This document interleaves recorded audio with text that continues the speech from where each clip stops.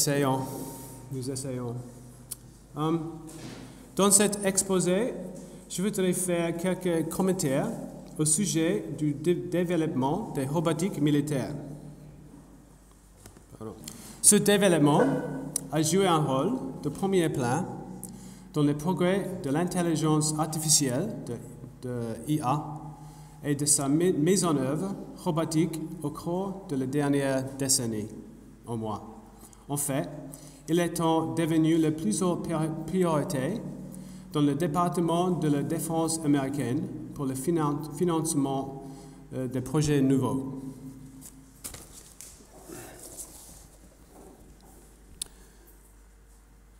Ce rôle prioritaire pour l'avance technologique militaire est une histoire familière dans la réorganisation de la technoscience après la Deuxième Guerre mondiale.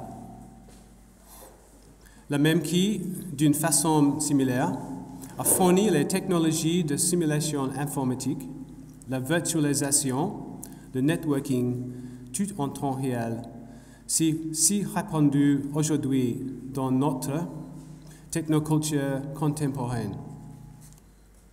Mes commentaires concernent en partie cette continuité d'une élaboration technoscientifique persistant d'un avenir numérique, celui dans lequel les tendances à l'automaticité et la préemption de la contingence, on peut dire ça en français? Contingence, projettent une convergence dans un mode de court-circuit spatio-temporel, Bernard appelle le temps réel, et que pour Virgilio correspond à la guerre pure, comme il dit. Accident principal de l'ère nucléaire.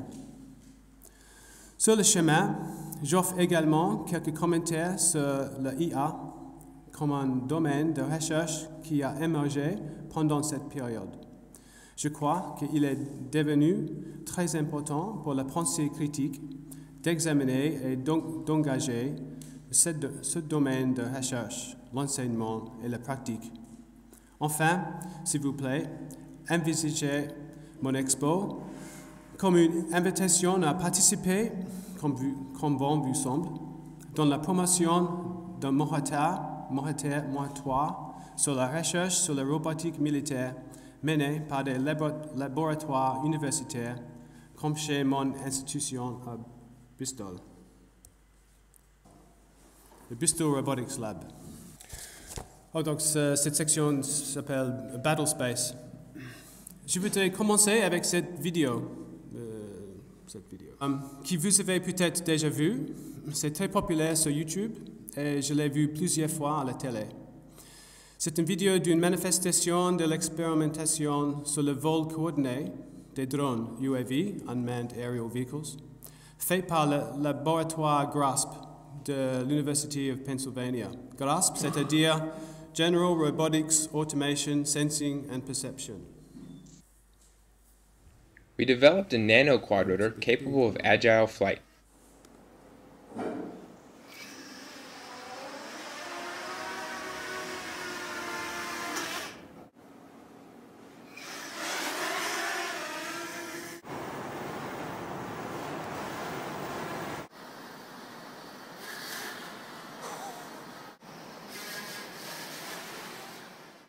Multiple vehicles can fly as a formation.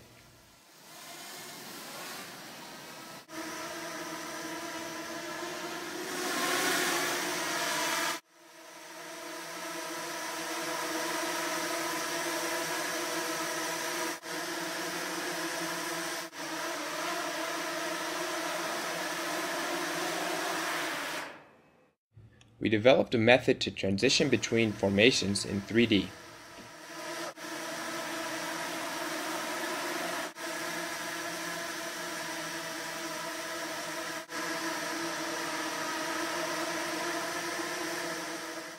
The team can also navigate in environments with obstacles.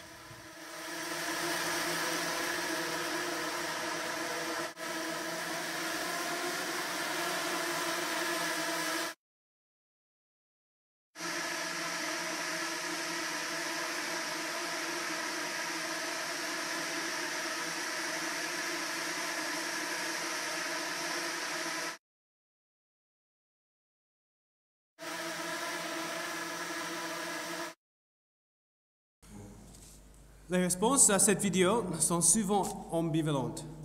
La réalisation impressionnante de vols coordonnés par la formation de petits drones témoigne d'un plaisir esthétique, peut-être celui de l'harmonie, l'esthétique de l'harmonie, dont l'origine grecque du mot a des liens avec l'ordre des guerriers dans des formations de bataille. Mais, en même temps, il semble un peu terrifiant, assez chilling, comme on dit en anglais, refroidissant. Mon collègue de Bristol Robotics Lab me conseille, cependant, qu'il ne faut pas être trop effrayé ou impressionné. Les drones ne pourraient pas effectuer ces manœuvres en dehors de leur laboratoire. Le lab est fortement équipé de plusieurs caméras et de capteurs, et ceux-ci fournissent le système de contrôle des drones avec une cartographie virtuelle de l'espace en 3D, qui est mise à jour en temps réel. Sans cela, les drones ne seraient pas en mesure de fonctionner ensemble de manière efficace et ils perdraient très rapidement l'harmonie de leur formation et ils seraient sacassés les uns les autres. Je suis sûr qu'il a raison, mais cette appréhension des limites de comportement robotique automatisé dans un environnement complexe pourrait nous fournir un faux sentiment de sécurité au sujet de ces développements. Pour de nombreuses raisons, mais je veux me concentrer ici sur une pour l'instant. Le processus par lequel l'environnement de laboratoire a été réalisé comme un espace opérationnel efficace aux fins de ces drones n'est pas simplement ou seulement un artifice destiné à produire l'effet spécial, special effect, de l'automatisation des drones avancés comme une sorte de truc pour le spectateur. Depuis quelques décennies, le monde extérieur a été approché en doctrine militaire comme un environnement exigeant le même genre de capture, de modélisation et de traitement de l'information en temps réel. La notion de battle space nécessite la stratégie militaire de prêter attention à l'espace-temps total de l'environnement de conflit, y compris le territoire, les conditions météorologiques, l'espace aérien au-dessus, ce qui Steve Graham dit le prolongement stratégique et géopolitique vertical, et l'infosphère, et surtout peut-être l'infosphère de communication, y compris l'Internet et la diffusion des médias, ainsi que des signaux militaires. Émergeant de leçons apprises au Vietnam, les théoriciens militaires américains développaient et testaient des stratégies fondées sur cette redéfinition de le milieu de la guerre dans l'ère post-guerre froide, surtout dans la première guerre du Golfe. Une grande partie de l'infrastructure de communication mobile et des services qui font partie de notre vie quotidienne géolocalisée a ses origines dans les implémentations technologiques de cette notion dédiée à l'intégration et à l'application coordonnée de la force en temps réel. Donc, c'est dans ce monde réanimé, que je dis ici réanimé, que les systèmes robotiques militaires prennent un rôle de plus en plus central. Initialement déployés aux fins de reconnaissance et de surveillance, ils étaient également envisagés comme étant capables d'intervention active dans ce qui est aujourd'hui une battle space que Grégoire Chamailleux caractérise de permanent et partout.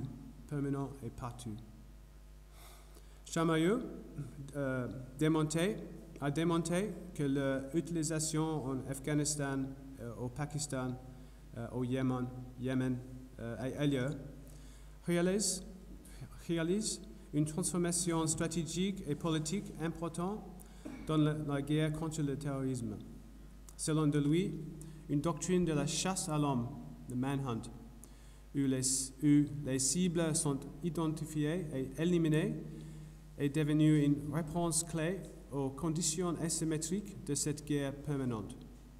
En revanche, un activisme politico-juridique urgent tente de ressusciter l'implication traditionnelle de la délimitation spatio-temporelle du conflit à une scène localisée d'une période temporaire de conflit contre un ennemi collectif qui peut être différencié des habitants non combattants.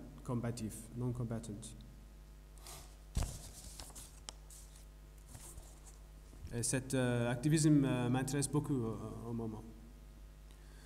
Donc cette section s'appelle le chemin de l'autonomie, the pathway to autonomy. Je vais exposer cette vidéo, c'est un TED Talk de Peter Singer, il est un journaliste activiste contre les robotiques militaires, au sujet de robotiques militaires. Mais c'est bon juste pour manifester quelques images des choix de robotique militaire en développement maintenant ou déjà opérationnel. Donc, je viens de dire que ce nouveau monde est notre monde réanimé.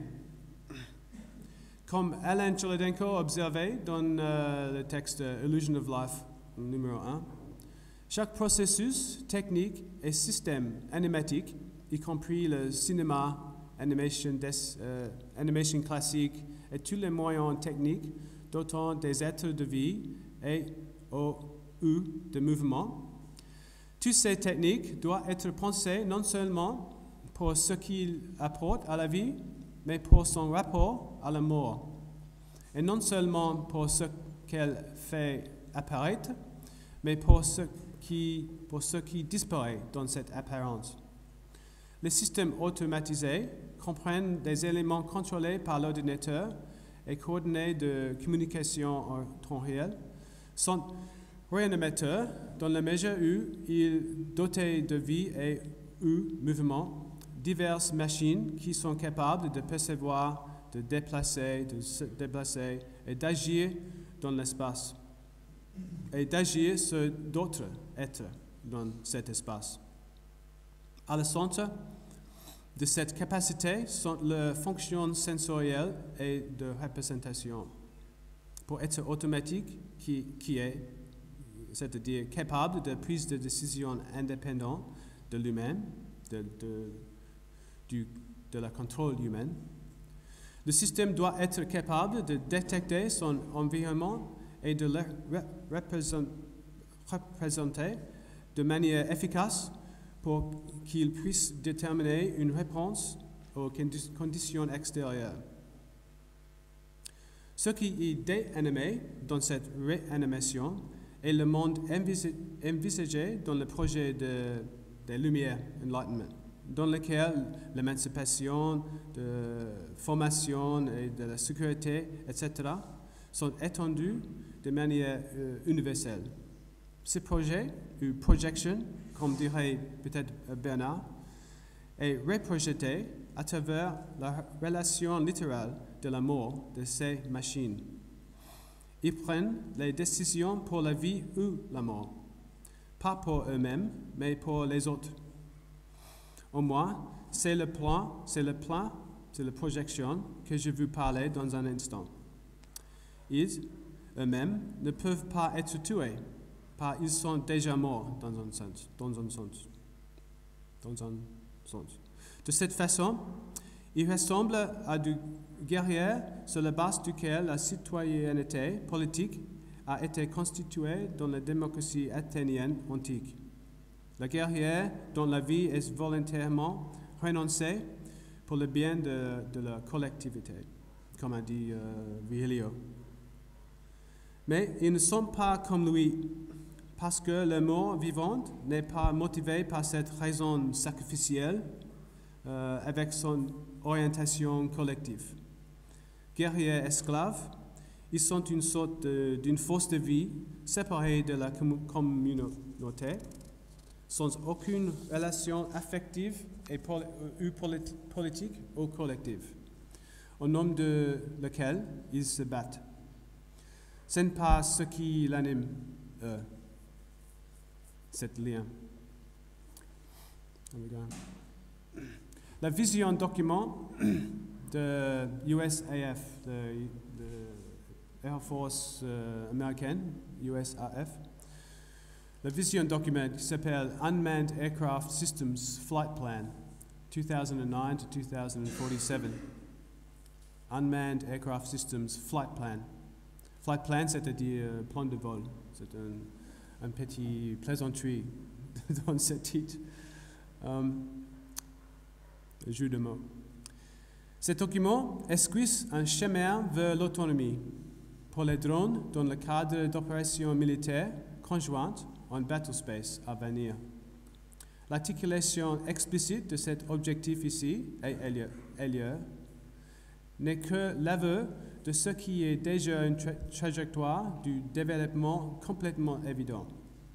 Il a été imaginé et imagé par la littérature et le cinéma de science-fiction au sujet des armes robotiques depuis au moins la guerre froide. Également, il a suscité des réactions critiques et militantes de certains chercheurs en robotique. Par exemple, Wendell Wallach, qui a écrit un livre qui s'appelle Moral Machines, et surtout peut-être Noah Sharkey, qui organisait les activismes contre le militaire robotique. Et aussi la Campaign to Stop Killer Robots par cette organisation, ICRAC, I-C-R-A-C, I-C-R-A-C.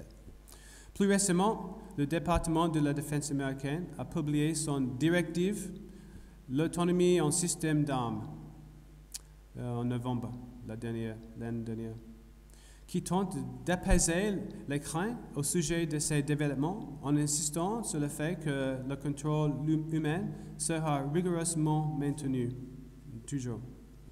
Peut-être. Et le journaliste historien Fred Kaplan serait d'accord. Il dit que les commandants militaires ne renoncent pas facilement le contrôle et que les grandes équipes opèrent les drones actuellement en service maintenant. Mais de notre point de vue sur l'avenir de la non-inhumaine, qui devient ou que reste de l'humain,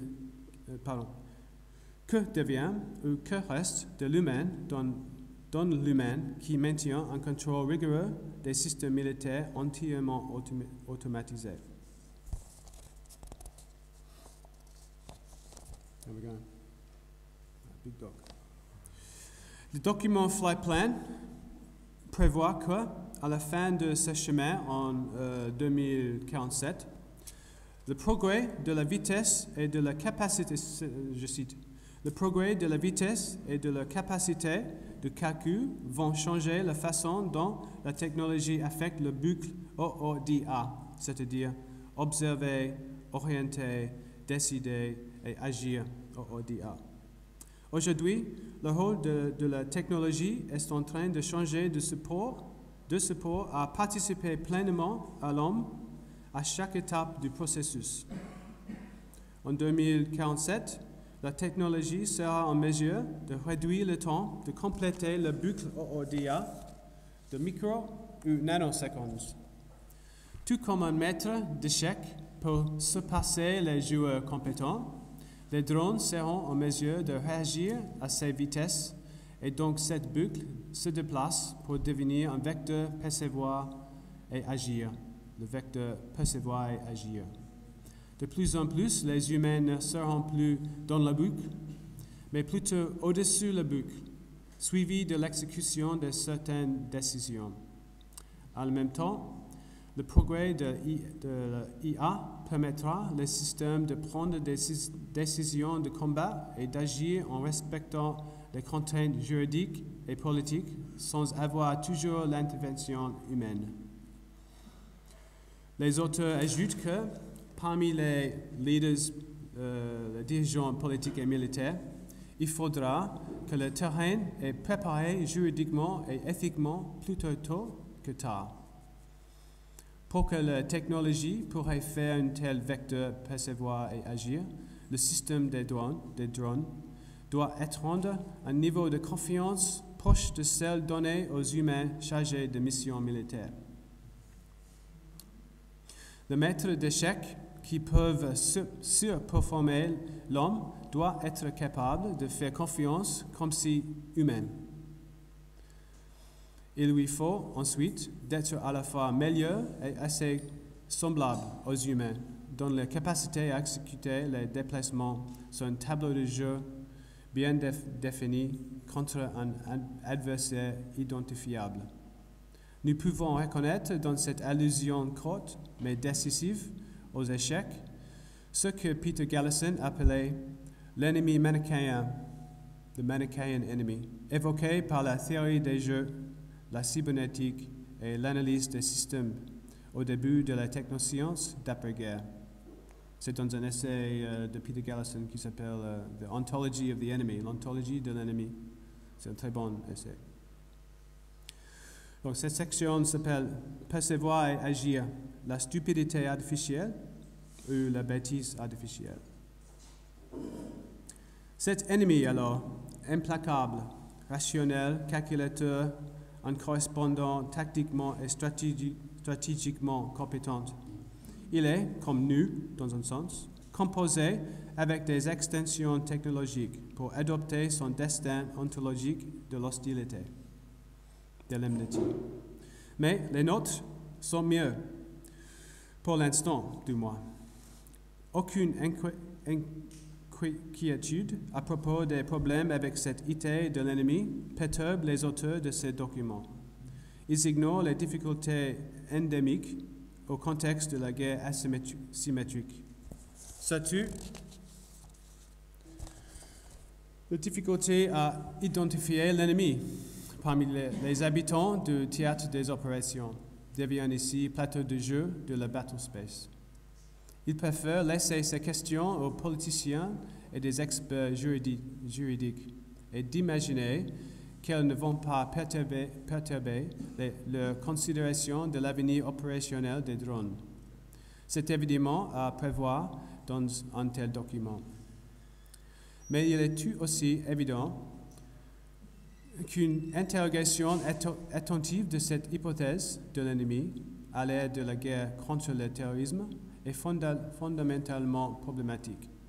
Il faut être stupide dans un sens, peut-être, pour ne pas voir comment l'automatisation de la guerre est un projet qui doit répondre à cette question de l'ennemi avant qu'il ne puisse être poursuivi justement, c'est-à-dire non inhumainement. Stupide signifiait ici inattentif à cette question, à laisser de côté, pour rester heureux avec une définition par défaut de l'ennemi. Une définition héritée de la doctrine militaire et bien sûr de la doctrine de guerre totale qui a une histoire longue et problématique dont ce document est également l'héritier. La voie de l'autonomie envisage un avenir au-delà des problèmes actuels de guerriers de l'OTAN en Afghanistan. Par exemple, l'infiltration de l'armée nationale et les forces de sécurité en Afghanistan par les talibans et les difficultés constitutives de distinguer entre villageois et insurgés. Actuellement, des groupes d'activistes comme le Global Justice Clinic de l'Université de New York enquêtent sur l'identification des cibles pour les attaques de drones de la CIA en Afghanistan et au Yémen, et peut-être autre part. Récemment, certains fonctionnaires mécontents de l'administration Obama ont pris compte de l'identification et l'élimination des cibles de signature, qui s'appellent les cibles de signature. Ce sont des inconnus identifiés, dans un sens, par la signature des données, qui est compilée à partir des divers moyens de surveillance à distance, y compris les écoutes téléphoniques, l'observation par des drones, des satellites, etc. La signature indique un modèle de comportement qui correspondent à celui des insurgés terroristes, /terroristes ou terroristes, soi-disant connus. C'est une question d'un modèle de comportement. Si on a souvent téléphoné ou envoyé par email quelqu'un d'autre qui a été identifié comme un ennemi, ou dont les mouvements dans le battlespace global assortis d'une telle signature comportementale, on peut se retrouver sur une telle liste de soldats inconnus. Perspective. Or, cette utilisation des drones comme instrument de la sécurisation préemptive indique déjà que c'est peut-être mieux de penser à cette stupidité comme performative ou fonctionnelle peut-être, comme on dit. Comme on dit les écrivains Alvison et Spicer, les académiques dans les études de management, management studies. Ouais, ouais. Le problème, dans toute sa complexité critique, éthique et opérationnelle, disparaît tout simplement comme un problème. La définition initiale du territoire comme battlespace définit l'ensemble des occupants. Tout comme pour la doctrine de la guerre totale, il n'est pas nécessaire de faire la différence entre ennemis et non-ennemis. Et nous pouvons noter ici que l'automatisation d'une attaque nucléaire est brièvement discutée dans le document Flight Path, comme aussi possible d'être automatisé. Précision et d'imprécision ensemble, paradoxalement. Arme de précision, le traitement sophistique des données fournies des capteurs en temps réel, mais capable de riposte nucléaire. Et contre un ennemi dont l'identification reste une question ouverte.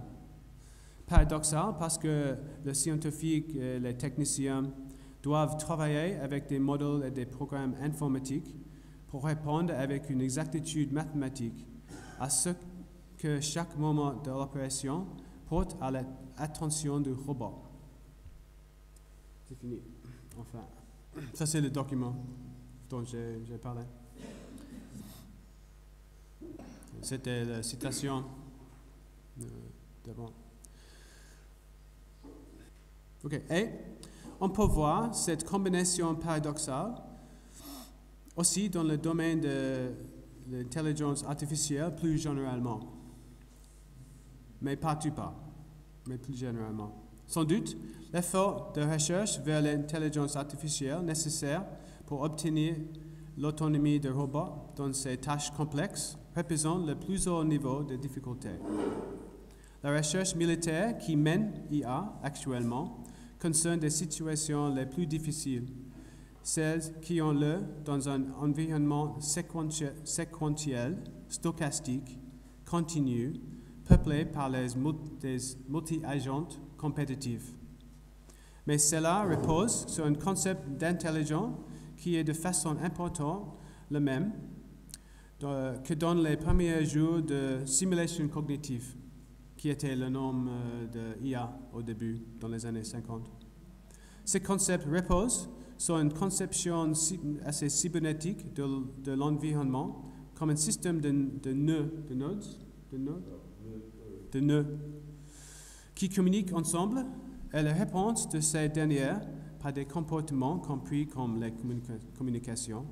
La réponse à des changements dans l'état du système était la seule chose de l'intérêt pour le technicien chargé de décrire et modéliser le système. L'analyse du motif impliqué dans ce ciblage signature mentionné il y a un instant est un bel exemple de cette intelligence cybernétique. Il faut trouver les modèles, les patterns en anglais. Il faut calculer tous les patterns, les modèles possibles.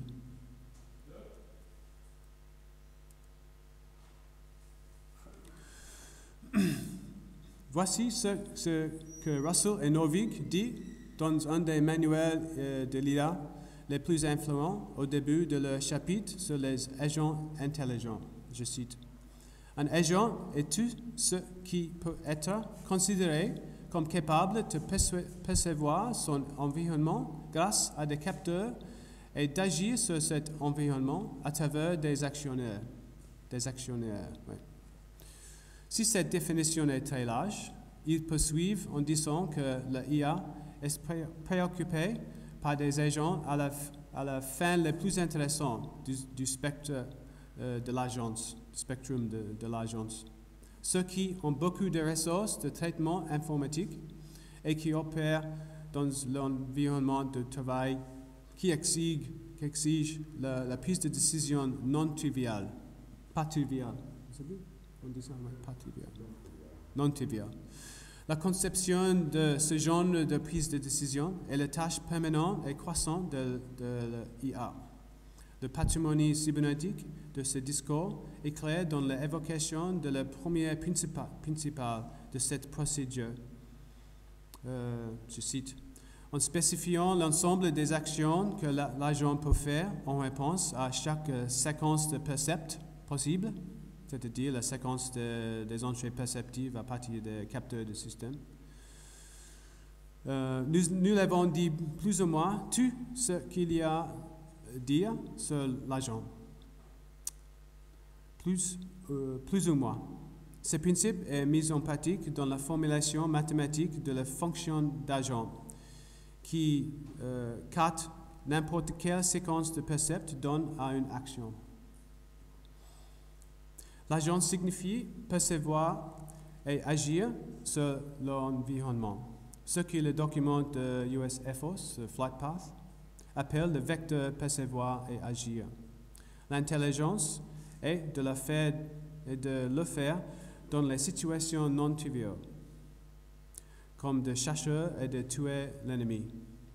Il est curieux alors que l'expansion et l'accélération massive des programmes dédiés au système robotique militaire autonome n'inspirent pas d'un seul traitement substantiel dans ce manuel. Il est mentionné qu'une seule fois dans les plus d'une 1000 pages en l'annexe, juste à la fin. L'exemple principal de l'environnement le plus difficile pour l'IA à maîtriser est de conduire un taxi dans une grande ville. Ça, c'est l'exemple continu dans le texte. Donc, je suis proche de la conclusion. Est-ce que l'agent intelligent fabriqué par l'IA vive? A-t-il été animé quelque part sur la ligne de piège animal, le calculateur balistique, mécanisme de servomoteur, missile guidé, système de pilotage automatique, jusqu'aux les armes robotiques qui sont en service en permanence maintenant, au 3/8e parallèle entre les deux Corées. Question bien aimée de science-fiction populaire, mais celui qui est nostalgique d'une métaphysique qui, comme l'a expliqué Bernard, n'a jamais été en mesure de saisir les enjeux de caractère technique de la vie humaine. Comme je l'ai déjà suggéré, il est peut-être mieux de réfléchir à la composition dans ces développements des tendances d'événements et réanimants, ou, comme Bernard dirait peut-être, du potentiel pharmacologique de la croissance des techniques de prise de décision autonome. Comme il dit dans l'économie hypermatérielle et le psychopouvoir, le non-inhumain est parfaitement capable de régression, d'un devenir limace, comme il dit là-bas. I recognize myself there. C'est-à-dire de redevenir inhumain. On peut décerner cette tendance dans le bestiaire des robots expérimentaux. Les jouets-pas, les cheetahs, en tout cas. Les chiens, les beast of burden, comment on dit en français? Oxen, the beast, carrying, transport beasts. Transport, les transports. Les oiseaux de proie, les wasps, les predators, etc. Mais aussi des insectes, avec une agence collective très efficace. Donc au début avec la vidéo de GRASP Laboratoire. Comment se composer avec ces process nouvelles et extraordinaires? Ces questions doivent être examinées avec rigueur si la stupidité performative, je viens de décrire, est nuancée et peut être modifiée. Merci de votre attention.